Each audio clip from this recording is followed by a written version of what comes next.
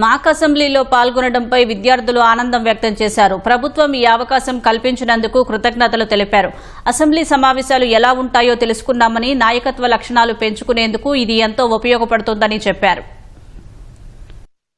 మాకు ఈ మాక్ అసెంబ్లీ అనేది చాలా మంది స్టూడెంట్స్కి అందరికీ వచ్చే అవకాశం కాదండి.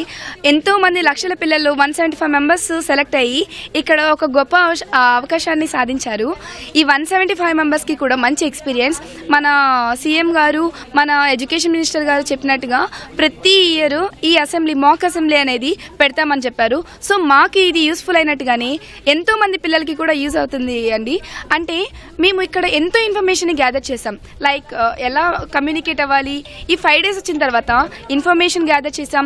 అసెంబ్లీస్ అంటే ఏంటి అండ్ అసెంబ్లీ మీటింగ్ ఎలా ఉంటుంది, 0 hour, ఇలా ప్రతి ఒక్కటి చిన్నదాని నుంచి పెద్దదాని వరకు మేము ప్రతి ఒక్కటి తెలుసుకున్నాం. గుంటూరు వెస్ట్ నియోజకవర్గానికి నేను ఎమ్మెల్యేగా సెలెక్ట్ అయ్యాను. నేను ప్రతిపక్ష పార్టీలో ఒక మెంబర్, అంటే ఎమ్మెల్యేగా నేను మాక్ అసెంబ్లీలో నేను యాక్ట్ చేశాను. నేను యాక్ట్ చేసింది అయితే నాకు చాలా ఇంట్రెస్టింగ్ అనిపించింది. అలాగే మేము ఇక్కడికి వచ్చి ఒక 5 days అవుతుంది. ఈ 5 daysలో మేము ఎంత ఎక్స్పీరియన్స్ నేర్చుకున్నామంటే ఇది మా లైఫ్లో గుర్తుపెట్టుకోవాల్సిన ఒక మెమరబుల్ డే. ఫస్ట్ మేము స్కూల్ లెవెల్లో సెలెక్ట్ అయ్యాం, తర్వాత మండల లెవెల్లో, తర్వాత కాన్స్టిట్యున్సీ లెవెల్లో, ఇట్లా 3 లెవెల్లో సెలెక్ట్ అయ్యి ఫైనల్గా మేము మాక్ అసెంబ్లీలోకి వచ్చాము. ఫ్యూచర్లో నేను డాక్టర్ అవుదామని అక్కలాగా నాకు ఒక కళ ఉంది. నిజంగానే నాకు ఇక్కడికి వచ్చిన తర్వాత పొలిటీషియన్ మీద నాకు చాలా ఇంట్రెస్ట్ వచ్చింది. ఇక్కడికి వచ్చిన తర్వాత నాకు అనిపించింది ఏంటంటే మా సీఎం సార్ కూడా, అలాగే మా హెచ్ఆర్డీ సార్ లోకేష్ సార్ కూడా అంత ఫ్రెండ్లీగా ఉంటారని మేము అయితే అసలు ఎక్స్పెక్ట్ చేయలేదు. మాకు లెజిస్లేటివ్ అసెంబ్లీ చూపించారు, అలాగే లెజిస్లేటివ్ కౌన్సిల్ కూడా చూపించారు. అసలు అలాంటి ఆపర్చునిటీ అనేది మా స్టూడెంట్స్కి రావడం అంటే ఎంతో గొప్ప ఆపర్చునిటీ. అది నేను అడ్వకేట్ అవుదాం అనుకున్నాను, కానీ ఇక్కడికి వచ్చిన తర్వాత ఏమనిపించిందంటే అడ్వకేటే కాదు, పొలిటీషియన్ కూడా మనం ఖచ్చితంగా అవ్వగలం. ఎందుకంటే మనలో పీపుల్కి సర్వ్ చేయాలనే ఒక్క ఆశ ఉంటే చాలు అనిపించింది.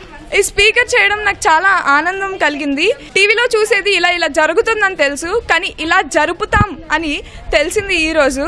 ఫస్ట్ ప్రోటమ్ స్పీకర్ ద్వారా నేను స్టేజ్ మీదకి వస్తాను. స్పీకర్ కింద పదవిని తీసుకుని సభను ప్రశాంతంగా నడిపే బాధ్యత నాకు ఇచ్చారు. నేను దాన్ని సక్రమంగా పూర్తి చేశాను. అలాగే మాకు 0 hour జరిగింది. స్పాంటేనియస్ క్వశ్చన్స్ అడగడం, మినిస్టర్ గారిని దాన్ని నోట్ చేసుకుని ఆన్సర్ ప్రొవైడ్ చేయడం, ఇవన్నీ కూడా చాలా బాగున్నాయి.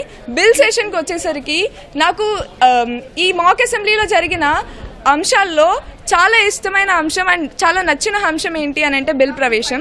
ఈ సభలో జరిగిన ఒక విషయం నాకు ఎంతగానో నచ్చింది. నారా లోకేష్ గారు లేచి పిల్లలు ఎంతమంది డాక్టర్స్ అవ్వాలనుకుంటున్నారు అని అడిగారు. అలాగే తర్వాత IAS IPS అవ్వాలని ఎంతమందికి ఉంది అని అడిగారు. కానీ తర్వాత స్టేట్ అసెంబ్లీలో ఆయన నాకు కనిపించినప్పుడు నేను అడిగాను, సార్ మీరు ఎంతమంది జాబ్స్ చేయాలని అడుగుతున్నారు, కానీ ఎంతమంది జాబ్స్ క్రియేట్ చేయాలని అనుకుంటున్నారో అడగలేదు అంటే నేను నీ రెస్పాన్స్కి చాలా హ్యాపీగా ఫీల్ అయ్యానని చెప్పారు. Because I want to become an entrepreneur and create jobs. So ఈ సభ నుండి నేను చాలానే నేర్చుకున్నాను.